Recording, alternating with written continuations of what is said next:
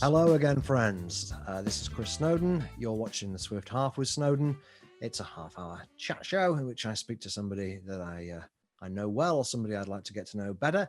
I think Tom Chivers, who's our guest this week, is in the latter camp. I've met him 2 or 3 times. We've never sat down and had a proper drink. Hopefully we can remedy that now things are starting to unlock. So Tom, how's it going? Yeah, pretty well. Like you say, it's nice that things are starting to unlock. I have a trip to an actual pub to sit indoors this evening planned, and I'm genuinely excited about it. And what do you think is going to happen in the next 2 or 3 months? You think we're going to have a big exit wave? People going to panic? Is it going to be a case-demic? Or what do you think we're looking at? Case-demic. Oh yes, the old false positive weirdos. But it could actually be a case-demic. Like, yeah, it's true. It's true. No, you are right. You are actually right. Yeah. And they'll say, "You see, we were right." Oh, no, it's amazing. There was a bunch of strange people. Actually, I won't get into. But yes, you are quite right. The people, much more very sensible people now, are saying that we could be decoupled. We have decoupled infections from hospitalizations and deaths. That'd be really positive. If it does end up that it spreads around quite a lot, I think, and with the proviso that my opinions are just cleverer people's opinions recycled, but it does seem to be that the sort of the people who I trust, the epidemiologists and infectious disease type people who I trust, are now saying the most likely scenario is probably that there will be a rise in cases, but it will translate into hospitalizations and deaths at a much lower rate than it did before, because of the amazing vaccination program that has protected so many of the most vulnerable, and that will be brilliant. But there is still a non-negligible chance that the because of these things, like there are still clusters of vulnerable people who haven't been vaccinated, because there is still this is what they're talking about in Bolton. There are still people of vulnerable age who haven't been vaccinated, and they will be clustered among groups such as the more deprived and poorer people, and then among ethnic minorities. The vaccination rates are really different in like Black Caribbean, Black African, Pakistani groups to in white British, and so you will find there will be some groups of some areas, especially in inner cities, where you can still get the disease sort of flooding around unvaccinated people of vulnerable age, and you will get clusters, and so it could be possible that you get local areas where healthcare is overwhelmed and you get nasty groups bursts of deaths. And that is, I think that is not super likely, but I would it certainly isn't so unlikely that I would rule it out. And I think there is like I was saying a minute ago, a small but non-trivial chance of something really bad is something you need to pay some attention to. So we need to keep a close eye on that. But I think probably the most likely outcome, again from speaking to other people, is we will see a rise in the number of cases as we open up, and that will lead to some increase in hospitalizations, especially among the under 50s and people who haven't been vaccinated, because they're not totally vulnerable, and among some of the vaccinated people, because the vaccination isn't perfect. But literally touching wood as I say this, knock on wood, it won't be anything like the last winter or last spring, because of this the huge success of the vaccination program. Yeah, I agree. No, I didn't introduce you properly. It was very unprofessional of me, but you are the science editor of Unheard. We had Freddie Sayers on a few weeks ago on this show, and I was saying that Unheard's had a very good pandemic. I think in the video output is reflected genuinely every possible position, and it's been a good time, I guess, for somebody like you who is all about educating the public about science and statistics. And you've got your book out, which I promote here, which I've just been reading, How to Read Numbers, written with David Chivers. This is your dad or your brother or? My cousin. Your cousin. I got yes, you. Right. The third option, yeah. Which is all about, as the title suggests, how to kind of understand statistics. Very timely book, I would say, because I've been very depressed about the general public understanding of statistics during the course of the pandemic. I mean, there's been a huge amount of confirmation bias, people wanting to believe certain things, but it's gone beyond that to it's incredible kind of ignorance, to the point of people just blatantly fabricating Excel spreadsheets or Excel graphs and passing them around to, I mean, for example, the the science editor of the Telegraph wrote an article in mid-January saying that the second wave isn't actually that bad. It's just a normal winter because we've only had 12,000 deaths. And normally we have 25,000 excess winter deaths. Now I think that's quite a good example, because at that time, if you remember, first week or two of January, a lot of people were saying there's not that many excess deaths. Things are looking actually a lot better. The government's scaring us. And it came down to essentially just a reporting delay over Christmas. And there's no particular reason why any normal person should realize that bank holidays have a really big effect on reporting of deaths. But when people are working day by day, week by week, trying to track this, it has a massive effect that we don't see the number of deaths that have been taking place over Christmas and New Year until sort of like the 17th of January. There's no reason why a normal person should understand the difference between excess deaths that happen in winter and winter excess deaths. It's clearly a very confusing thing, but it's fundamental that people understand that there are always lots of excess deaths, because it's a difference between the number of deaths in winter compared to the rest of the year. But we had an entire article based on not understanding that. And that's not just from a random member of the public, that's the science editor of the Telegraph. So how much worse were things for normal members of the public? You know, there's a desperate need for people to be able to read numbers and to interpret them. So good on you with the book. And I noticed at the end, you say this is not just a book, this is a crusade, more or less. Are you optimistic about this crusade? Because things aren't looking good from where I'm sitting.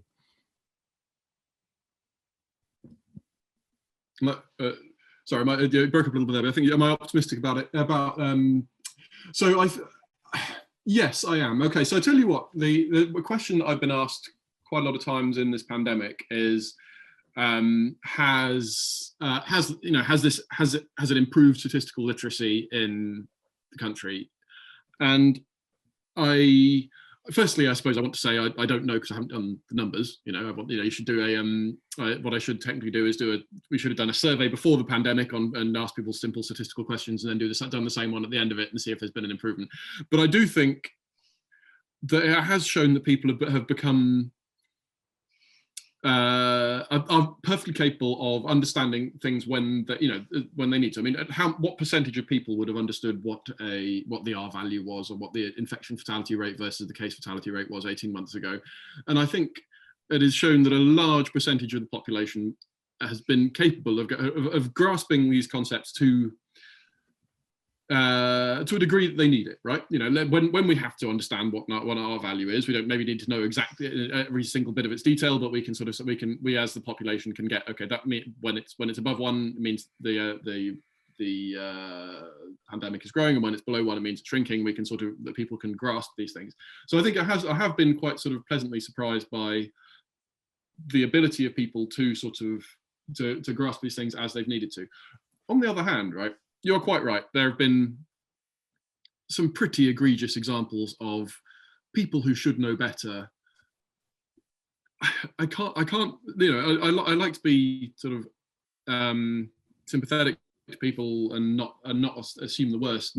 But it's a lot of sort of really bad takes on things like I'm sure we've stood in awe at the false positive people sort of saying, look, the false positive rate of these of these tests is at 8% or something like that, when actually at that time the total positive rate was coming in at something like 0.01%. And you're saying, like, okay, the number of false positives cannot possibly be bigger than the total number of positives. That is I mean, just think about it for a moment before you open your mouth.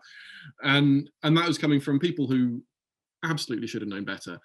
And I don't know whether that, how much of it is motivated reasoning, how much of it is sort of just a need to be controversial, how much of it is wishful thinking, I don't know. And I think it has, probably caused a certain made the job of people trying to communicate the risk harder. I mean, the sort of one of the things we were really trying to get at in the book was that an analogy we drew early on actually was, it was realized about 150 years ago that if you're opening up the democratic franchise to more and more people, you can't really have an illiterate society, because you need to have people who can read the newspapers to understand what the government is doing. So for democracy, you need literacy, right? And what we are saying is to perhaps not the same degree, but to a significant degree, to have democracy, you need numeracy. A lot of what we a lot of how we judge how a government is doing, even in non-pandemic times, economic growth, education rates, how number of people dying of various diseases, mortality, and also, and then in pandemic even more so. It's such a statistical thing. You need to be able to understand, not in a super fancy computer science or advanced maths type of way, but just in a basic sort of way, what these numbers mean, how much bigger a billion is than a million and stuff like that. And I think there is a real tendency in all society, well, certainly British society, to sort of be, I don't know maths and that's fine, and sort of, haha, I'm useless at maths, me, in a way that you'd be a bit awkward about saying if it was, I don't know who Shakespeare is, and I feel like that is an overall drag on our ability to have a functioning democracy in this country. And I think when it is among people whose job it is to communicate the important fact of democracy, i.e. journalists, it's even worse. And that's why we dedicate the end of the book to a sort of style guide for journalists, for like, this is how you can do this better. I'm sure most journalists are keen to present these facts as unmisleadingly as possible, but they are not. Journalists are not all naturally numerate people themselves, and they get it wrong a lot. So the book is both aimed at educating, giving readers simple tools to sort of understand how numbers go wrong in the news and how you can sort of unpick them. But also there's a bit on the end for journalists of like, this is how you can get it less wrong in future, how you can sort of just a few simple tips, like if you give absolute risk as well as relative risk, if you give the denominator, the context for the numbers you're giving, if you say X people died of whatever, then give how many people that's out of, or that sort of thing, then there'll be fewer misunderstandings, and we'll all be able to navigate democratic society that bit better. Yeah, I used to do, there's always a market for somebody writing a book like this. We get one come out, this kind of thing every few years. I don't know if it does any good or not, but it's an important job that somebody needs to be doing. I used to do quite a bit of writing about, observational epidemiology and junk science. I don't do as much these days. I was trying to think why that is, because it's not due to any shortage in bad studies. I've seen some crackers recently. One, I think I saw what was probably the ultimate public health study about a month ago, which was, does secondhand smoke cause childhood obesity?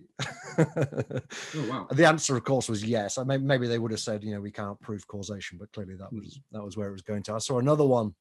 A lot of the really bad stuff I see these days is around e-cigarettes, and there was one that vaping is a gateway to energy drinks, or possibly the other way around. It wasn't clear which way the supposed causation ran, but basically people who vape are more likely to consume energy drinks. Terrible.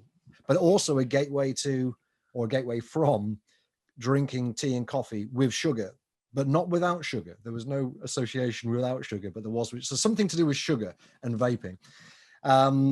And I guess I got a bit tired of doing it.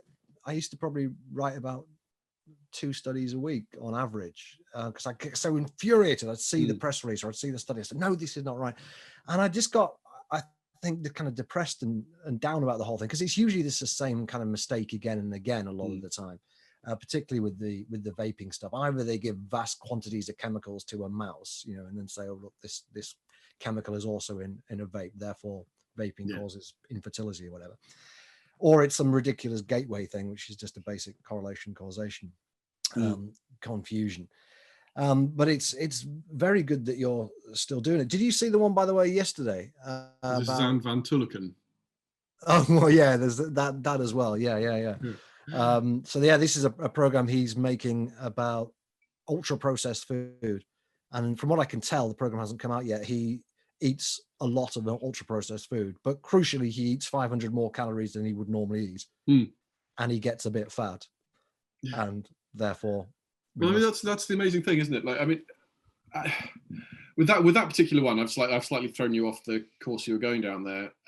But with that one, I sympathise an awful lot with your, oh God, can I really be bothered to don the armour again thing? Because I read that and I thought, I mean, like you've created this term ultra processed foods, which you've managed to include within it.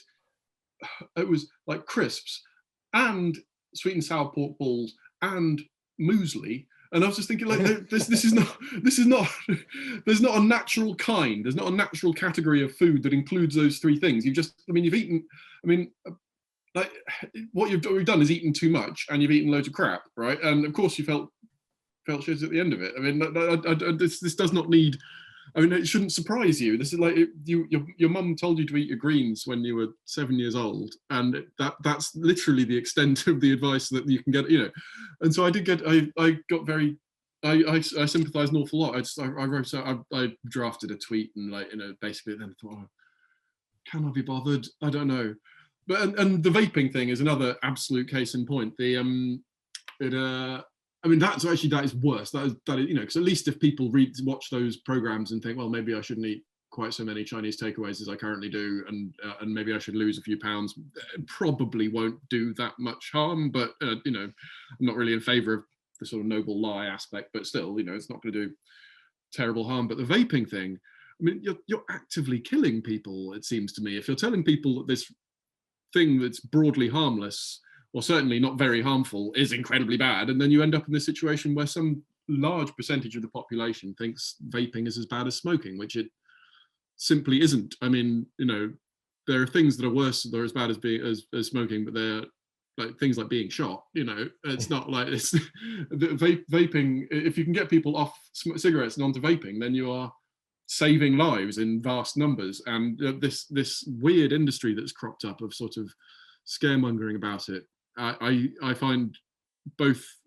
incomprehensible and also deeply sinister and dangerous. I've again, a couple of times I see in the book, actually, we do a chapter about the vaping and gateway thing, because someone's found that if young people who smoke vapes are then more likely to go and smoke marijuana or take drugs, and you think, well, yes, I entirely believe that, but what you haven't done here is controlled for whether or not these children, you know, these teenagers are more likely to take risks generally. You know, like the sort of teenager who is likely to take drugs is also like more likely to you know, to vape, or I don't know, go ride a motorbike. Exactly, just do dangerous things because they're more thrill-seeking. And you know, we all knew kids who were more like that, and some of us were ourselves, and we also knew ones who weren't into any of that stuff and wanted to stay at home and listen to music and do their homework. And that how much well, my strong suspicion is that the causal pathway is very, very weak, and it's actually almost entirely down to different you know, people who are into these sort of thrill-seeking and trying riskier behaviors will do it, whether the risky behavior is riding a motorbike or wing flying down Alpine mountains or smoking vapes or weed. And again, it's just this sort of this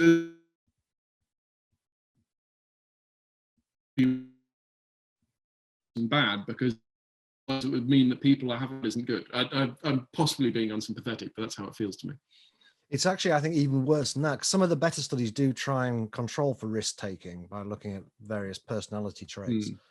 But what you can never control for is a taste for nicotine. I mean, roughly half the population enjoy using nicotine. Most of them don't, because it's associated with smoking, obviously. But you know, in a society in which people aren't worried about smoking, i.e., you know, the 1940s, around about half the population use nicotine. The other half are just not interested at all and would actively avoid it. And you can't control for that, because the only way you can tell whether someone likes nicotine is really whether they use it or not. So even testing for something like motorcycle riding or interest in underage drinking or unprotected sex, it only gets you so far in controlling it. It's essentially an intractable problem. And because it's intractable, we're just going to see more and more of these studies coming out again and again, all more or less saying the same thing. Oh, we control for this, control for that, and still this association with smoking remained. There's really very little you can do about that other than just say, look, all these studies are essentially worthless. Are we seeing an increase in smoking rates in places where a lot of people are vaping? That's really, in this particular instance, an ecological study, which normally wouldn't be considered particularly great evidence, is probably the best we've got. Yeah, and I assume, I haven't seen studies like that, but it would very much surprise me if we are, since smoking rates are going down and down and down and have been for years, and young people are just much less likely to smoke or drink. And and they particularly went down when people started vaping. Now vaping rates are tailing off, and more people believe it actually is as dangerous as smoking, or more dangerous in some instances. You look at the surveys, public understanding of this has collapsed over the course of the last 10 years. 10 years ago, when no one really knew very much about vaping, people were actually better informed about the relative risks than they are after years of studies coming out from California saying this kills mice and all the rest of it. Yeah, those mice ones are particularly terrible if they give 500 times the standard dose and say, well, look, if we give 500 times the standard dose, then it kills it. We say, well, yes, if you give me 40,000 times the 500 times the standard dose of water, it probably won't be very good for me. And that doesn't mean that water is bad. I don't know. I get very annoyed about these exact same things, and I'm completely on your side with this, even though I'm probably more of a nanny stater generally on the vape stuff. I'm baffled and concerned by it. I think it's really going to end up killing quite a lot of people. But yeah, there is, you can see the kind of morality does get into these things. It's nice to think that scientists are totally objective, but there's clearly, biases and people's underlying assumptions, even amongst the scientists, let alone the journalists who are reporting. Of course, yeah. I mean, I think this every so often, whenever there's some new scare, some moral panic about a footballer taking laughing gas balloons, and I think like you almost can't do safer things than taking laughing gas balloons. Like it is significantly less likely to kill you than playing football for a start, but I genuinely like I don't want to be too sort of what's the word I'm looking unsympathetic to people's positions here, but it often feels to me a bit like that is fun, therefore it must be bad, and you do see this a lot. Those Zeynep Tufekci, I'm sure I'm mispronouncing her name there, but she's been on a real campaign throughout the pandemic to say, look, stop illustrating stories about the virus with pictures of people on beaches. People on beaches are safe. They are having fun, but they are safe, right? It is okay to have fun. It is just not okay to have fun if you are doing it in a sort of enclosed box full of loads of people who are breathing on each other. But there is this sort of instinct deep within large numbers of us to say, well, that thing is fun, and we're not supposed to be having fun now. This is a bad time. You're not allowed to have fun. And I think that a lot with the fact that they stopped people taking, that they stopped the sale of magic mushrooms in Camden and marketplaces, all these things in the mid 2000s, or the whenever someone gets upset about the balloons like that and vaping, and to some degree, I think you're probably right that it is sort of what's going on with the drink and health benefits, because I think it is like. I would probably be a bit less confident than you, but I'd certainly say the weight of evidence is pretty strong that there is a small but real positive health benefit from moderate drinking. I mean, it's worth pointing out that moderate really is moderate, right? That it is probably much less than I drink, and I don't drink all that much. But it is still, it is not that there is that a couple of glasses of wine a week or a glass of wine a day or whatever is going to be really bad for you. It may even be slightly good for you, and I think it is just there is still this slightly Puritan aspect among a lot of us for the just well, it feels like that fun is unhealthy. You should eat your greens, and that is not eating your greens, therefore it is bad for you. So I don't know. I sympathise. I agree that there's a lot of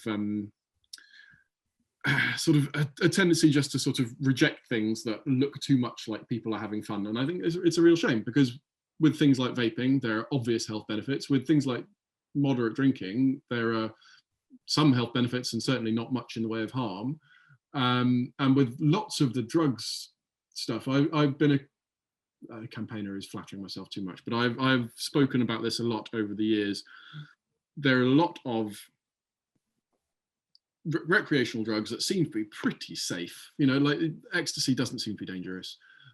Heroin is much safer when it's controlled than when it's controlled and regulated but freely available than it is when it's on the black market. There's certainly things like balloons, nitrous balloons and magic mushrooms they're just not very dangerous, and yet because they are not because we haven't got the sort of weight of history behind them, and that we're a country that understands smoking and understands alcohol, although we're still getting more nervous about them. We just can't allow them, and I feel that's a shame. And I would be. I think I may have wandered somewhat off the point here, but I do feel that we could as a society be much more forgiving of people who want to do these things safely and treat them like adults and let them do the things they want to do. Absolutely agree with that. I don't know how long we've been going on for. This show is only USP is it's half an hour long, and we may have gone over it. But this is my last question. If we've gone well over it, we'll just cut it out, because this is a bit where I'm going to risk making myself look stupid. Bayes theorem. Now, I've been reading this book, rather good book. Rather a weighty term actually, but it's a very good critique of behavioral economics. And one of the things they address is Bayes theorem. Now, you write about Bayes theorem, a very obscure. I know you got a lot of trouble for saying it was an obscure theorem, but it really is. I don't think many people could name more than 2 theorems at best, and exactly. Bayes would probably be in there. Now, they give an example here of what they say is Bayes theorem. I don't get it. Basically, I doubt they're wrong, because it's written by 2 pretty smart guys. Can you just give us a brief explanation of what Bayes theorem is, and then I'll give you this example. Yeah, sure. Okay, so Bayes, the Reverend Bayes was a mathematician and cleric from the 18th century. He came up with this idea of in probability theory called Bayes theorem, which is, in essence, that the probability of something of an event given some other event, like so they say the event of having COVID, having had a positive COVID test, isn't just about how good how accurate the COVID test is. It's also about how common positive tests of COVID were how positive cases of COVID, actual cases of COVID, were in the population. He obviously did not talk about COVID. I shouldn't have to specify that, but I'm going to anyway. So, for example, if you get some 99% accurate test, which will only give you a false positive 1 time in 100, you might, and then you get a positive test on that. You get a positive result on that test. You might think, well, there's only a 1 in 100 chance that I've got that I haven't got COVID.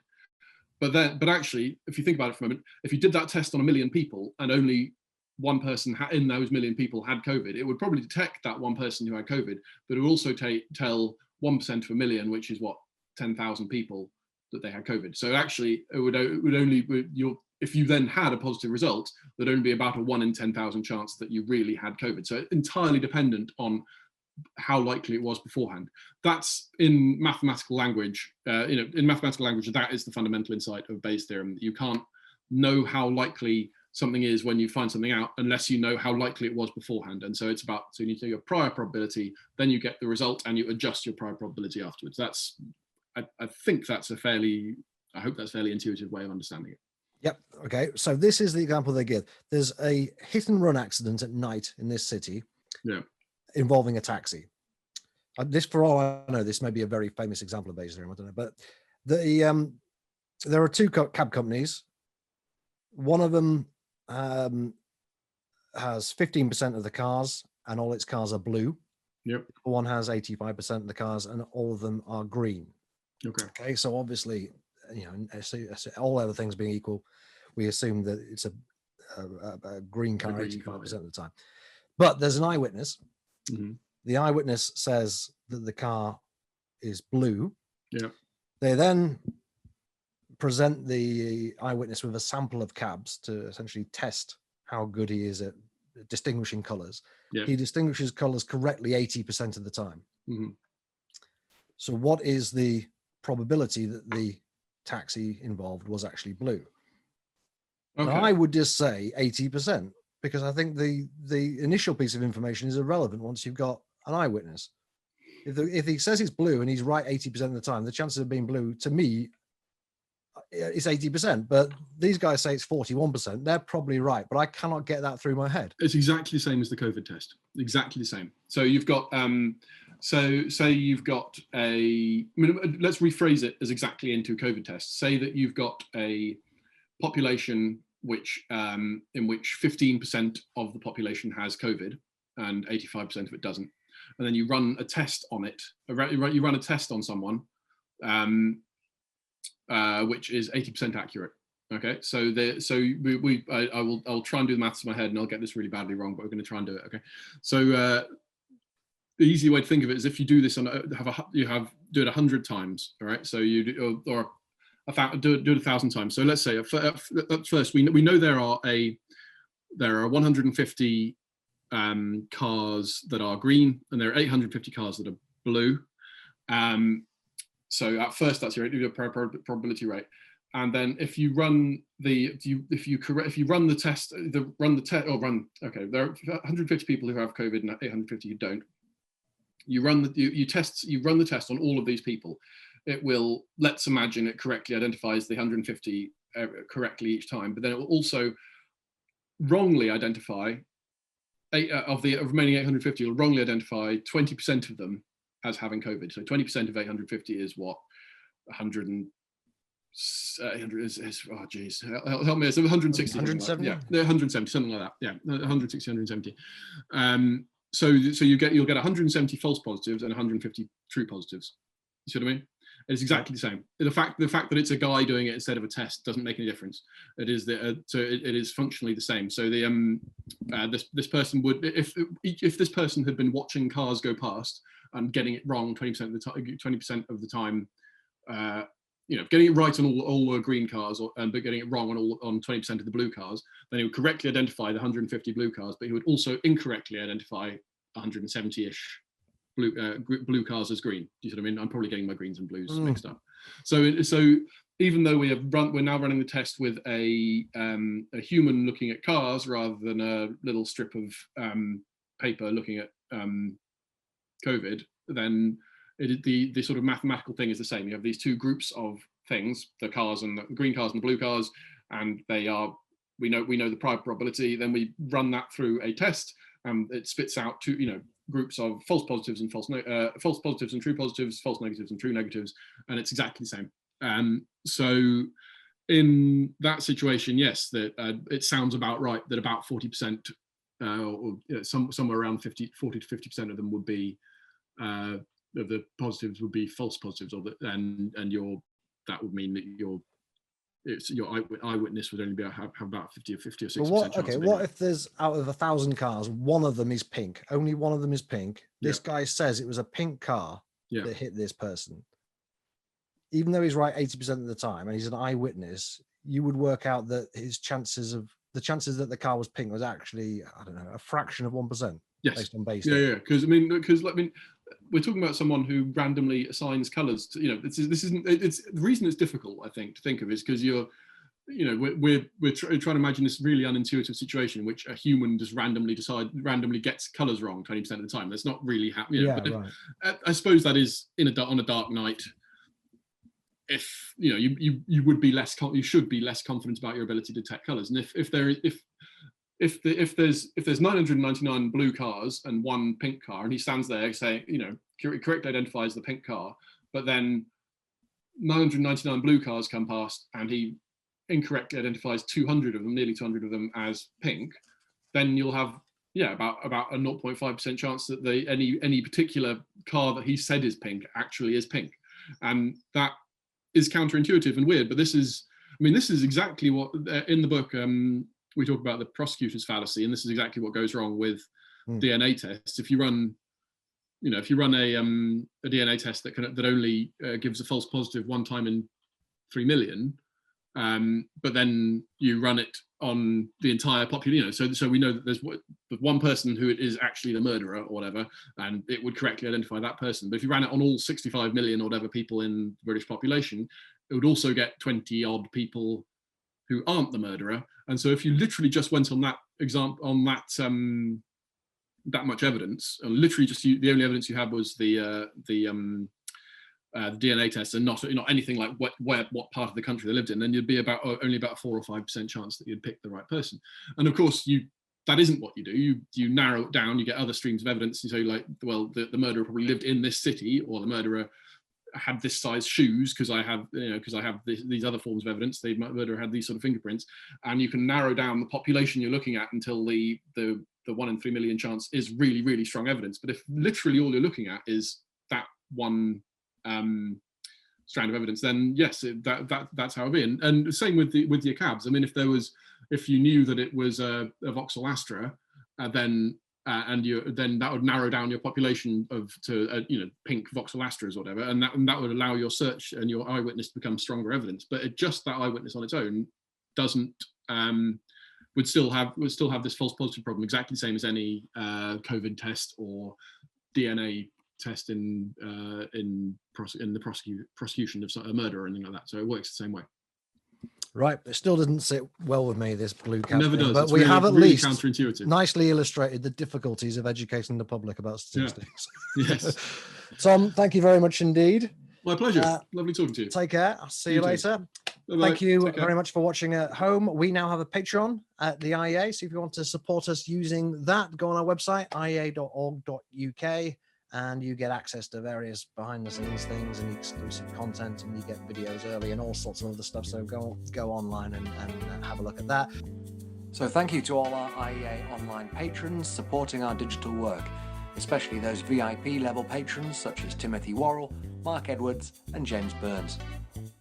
We'll be back with another guest in a couple of weeks. Until then, take care. Goodbye.